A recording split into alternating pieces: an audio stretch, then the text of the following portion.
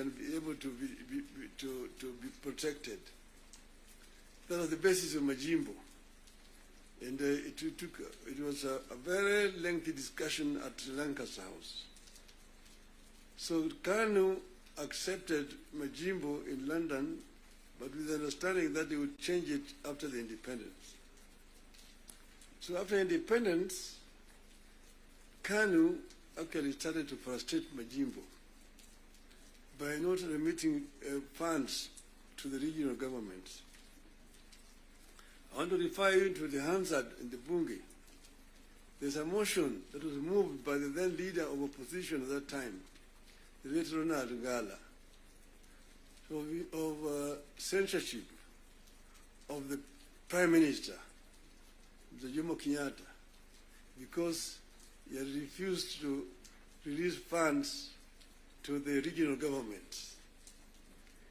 You need to read that debate. Ngala moved it.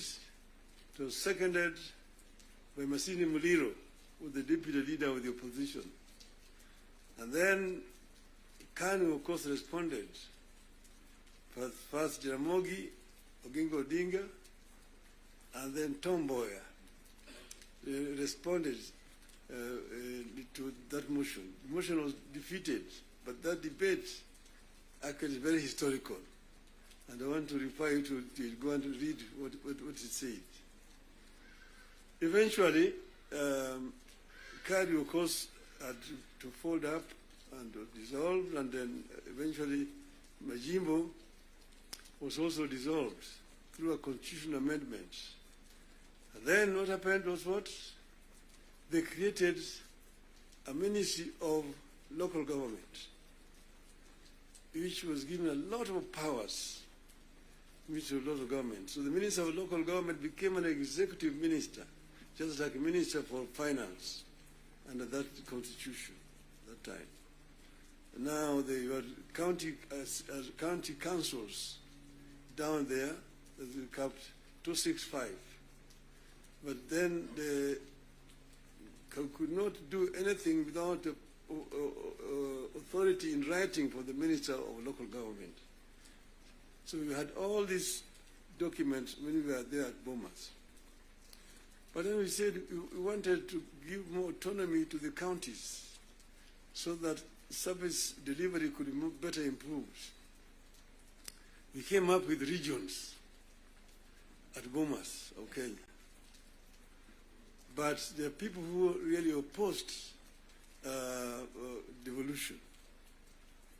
The chairman of devolution in Bomas was called Dr. Odinga. He addressed the audience at Bomas, and by the time he finished talking, everybody said that man should be the chairman of that committee, and became the chairman of the committee.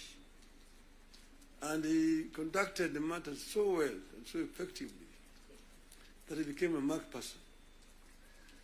What did they do to him? In broad daylight, around 11 o'clock, on Ngong Road there, off Ngong Road, in his residence, they sent assassins. And in the presence of his children, they shot him and killed him. The assassins of Mumbai were arrested. Eventually, they were released.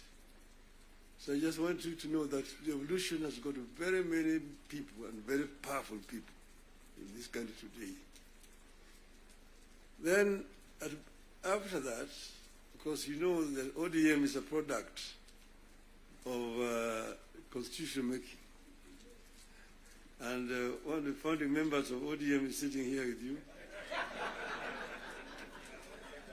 The other one is the former president, who is a member, and quite a number. We are going to have the 20 years of ODM in October, and all the founding members are going to be invited.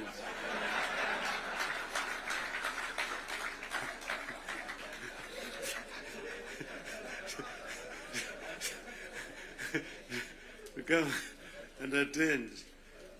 Now, you see, we said that we want, we give clear, responsibilities. The executive, the legislature, and the judiciary.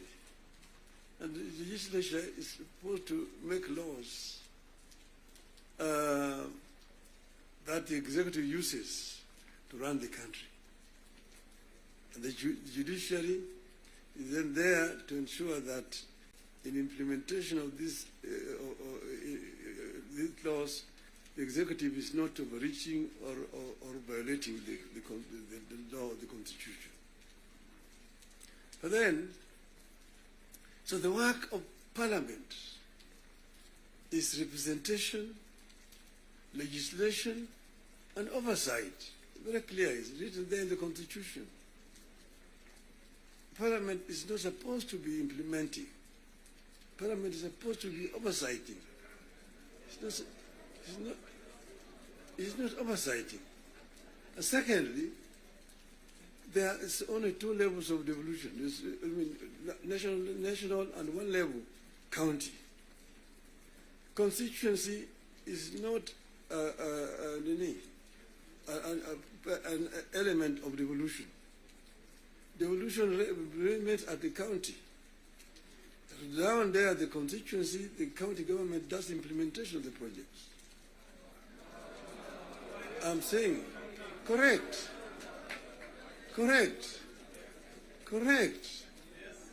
Down at the constituency, it's the county government. By the national government is supposed to do national projects, and we go down there. And there are functions which are clearly been assigned. Functions which have been clearly been assigned to the national government. I will tell you, your legislatures, and a very famous English politician said that I may not agree with what you have to say, but I shall not defend unto death your right to say it. So listen to me. Let me say it. And then you'll have a chance to come and respond. So I'm telling you, I know that sometimes the truth is very bitter. I was there, and we discussed with the Karue when he was moving around to bring the CDF. The CDF was brought because of circumstances that were prevailing at that time. In those days, with a centralized system of government, there were very little resources which are going down to the counties. And that's the reason why the Harambee became the major ways of mobilizing resources. Sometimes you find nearly 100 cards in your desk for Harambees here and there. Whenever the president moved around, you'll go around to counties, to the districts. And then we'll be addressing people. People will come up to tell them their problems. Mtukufu Rais, hapa kwetu barabara ni mbaya sana, haipitiki. Mvua ikinyesha kuna matope, barabara haipitiki. Mtukufu Rais, hapa kwetu shule yetu hapa, juzi mvua ilinyesha na upepo kaja katoa paa. Watoto sasa wanasoma chini ya mti hapa. Mtukufu Rais, hapa kwetu hakuna maji. Mtukufu Rais, hatuna stima na kadhalika. When he stands to respond, to say, nyinyi mnasema barabara ni mbaya, mnasema hospitali hakuna dawa, mnasema upepo imechukua paa ya nyumba. Mjumbe wenu anafanya nini? Yeye anapiga tu kelele kule kwa bunge. Anapiga tu kelele kwa bunge, hajali mambo ya maendeleo kwake. Kwa hiyo mimi nitatumia mtu kuja kufanya harambee. Lakini leo mimi nitatoa pesa ya kujenga hiyo shule. Ambayo kujenga hiyo nyumba. Nitatoa pesa na kadhalika. That was the end of it. So the MP was the one who was being blamed for the failure of the national government to do certain things in their constituency. And that's the reason why we came up with the idea of CDF. That was at that time. Exactly that was that time. But then the constituency is now falls under the devolved government, which is being led by the governors. So constituency is not a devolved unit. And members of parliament themselves should not be involved in development because there's supposed to be oversighting. There's supposed to be oversighting. If you have yourself being involved in construction of roads, building of schools, hospitals, who is going to oversight you? Who is oversighting you? So, Mr. President, I hold very clearly that these MPs know that they should not have any business in trying to implement projects in their constituency. Implementation of projects should be left to the county government.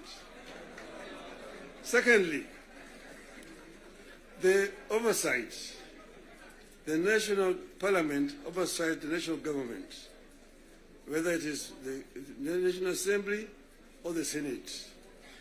Oversighting of governors, the responsibility of MCAs, members of the county assembly, not the senators. It's not the responsibility of the Senate to oversight. Senate wasting time of governors to come and answer questions about roads in the counties. And thirdly, the issue of extortion. The issues of extortion. The issues of extortion.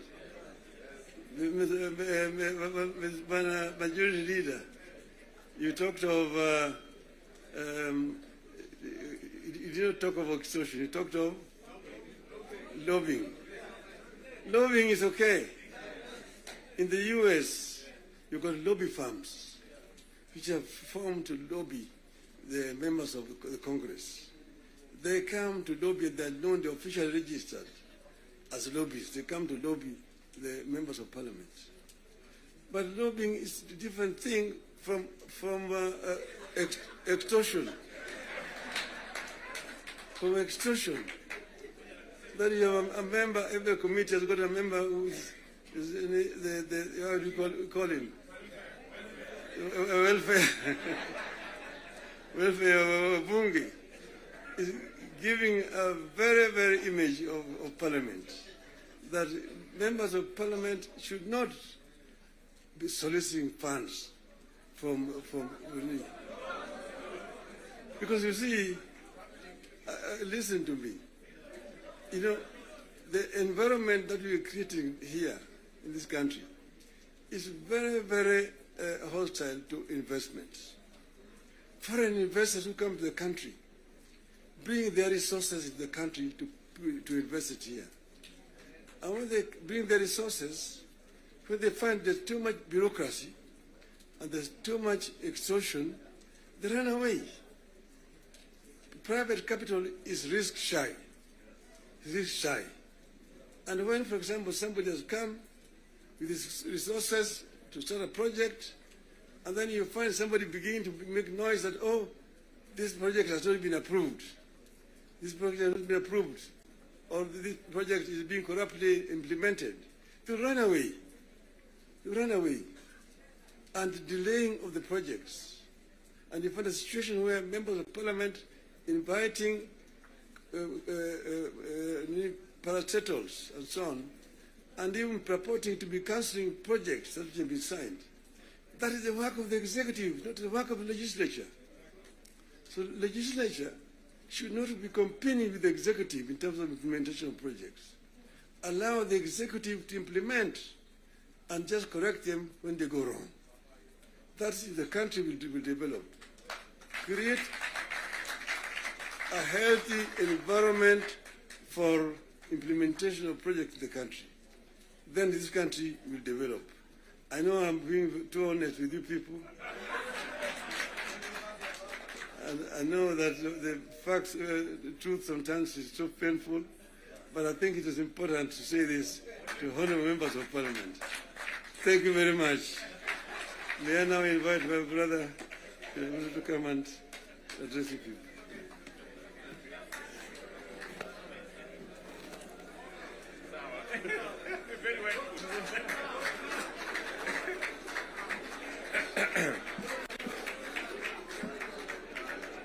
Thank you very much, the Right Honorable Prime Minister Raila Odinga. Ladies and gentlemen, let's take our seats. Thank you very much.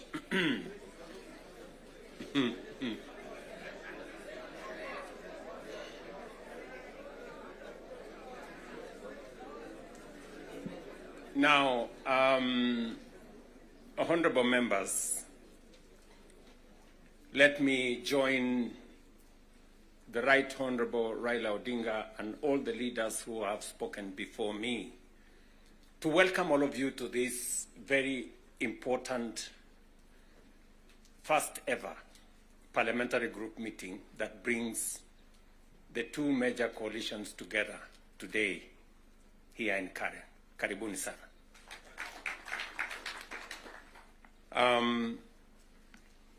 The Right Honorable Raila Odinga has given us the context of why we are meeting here. I really would want to add not so much, because he has ably contextualized why we are meeting here today. That we have a nation to look after and we have a nation to protect, and there are options that are available to us, and I think we chose to protect the nation called Kenya by our coming together. And so I want to commend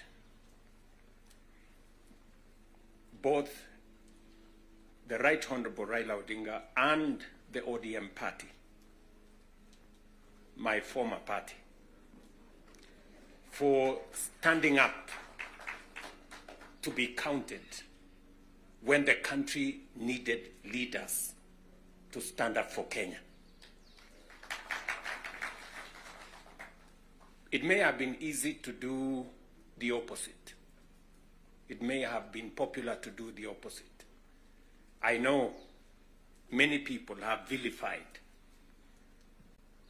the Honorable Raila Odinga and the ODM party for the decision they took to stand for Kenya when there was need to do so. And let me say the following as the President of Kenya today. We have come from very far as a nation. We stand here today as a robust democracy, a nation that is making strides in our national development. And I want to speak to you candidly. I don't have a written statement because I really wanted to speak to you from my heart. Because where I stand today, I've had a political journey as a person. And by God's grace, I have come very far. You know, out of the 5 people who have become presidents in Kenya, I am one of them. I don't take it for granted, and I don't take it lightly that God has given me an opportunity to be one of the 5 Kenyans who have had the opportunity to lead this country. And I must say this to us as leaders, that a nation, the progress, the destiny of a nation is decided by leaders. As to whether we are going to be a progressive nation or we are going to be a failed state, is going to be determined by leaders, by us, the people who are sitting here. And therefore, the place of leadership is almost sacred. Nobody becomes a leader by chance or by default or by mistake. Today, you are a member of parliament or a senator or a governor or the position I hold and all the other positions that we hold because God and destiny has given us that chance. And we must think about it deeply. And so I want to ask you as leaders,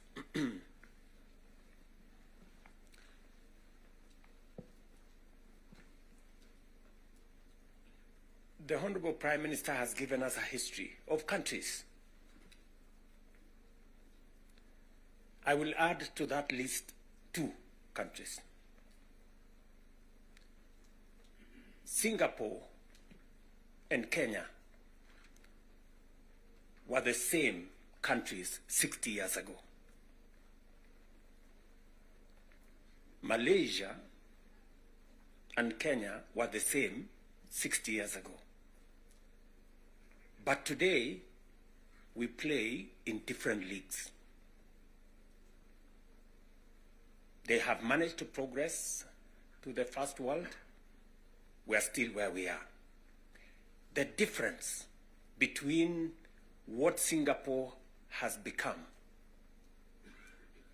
and what we are is leadership.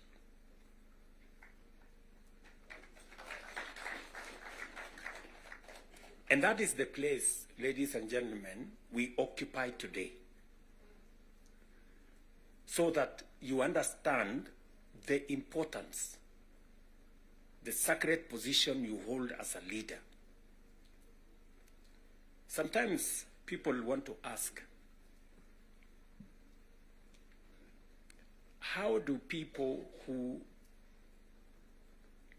live in different houses, they have their own lives to pursue, but they wake up one morning on an election day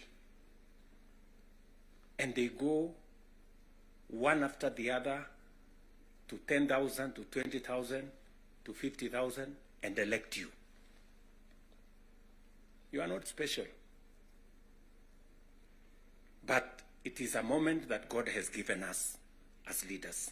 And therefore, we must do whatever we are doing, knowing very well that we have a heavy, almost sacred responsibility to the people we lead and to the nation of Kenya.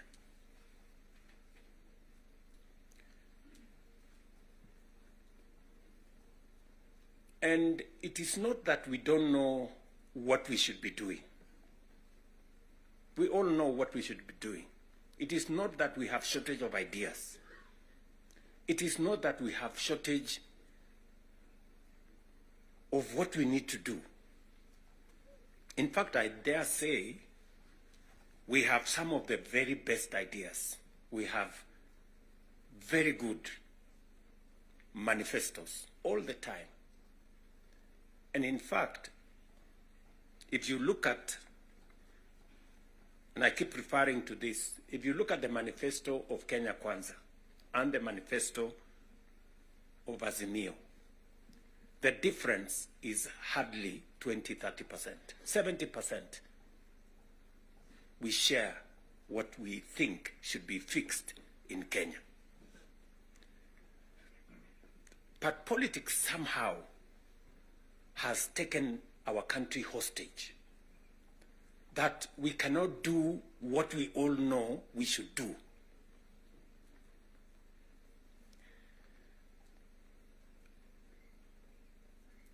I have said that the difficulties that I face today as a president in Kenya are self-imposed. You know, I imposed on myself all these difficulties. implementing the new funding model, implementing SHA, implementing housing, doing all those things. If I hadn't done any of those, I would be a very popular person, and but the country would not have moved anywhere. I am confident that if Raila had become president, he would be doing what I'm doing. Yes. He would be implementing SHA. He would be implementing housing. He would be doing reform in the education. He would be doing reform in agriculture. I know that for a fact because I have been in his school of leadership. That's the correct position. And he would be as unpopular or as he'd be having the same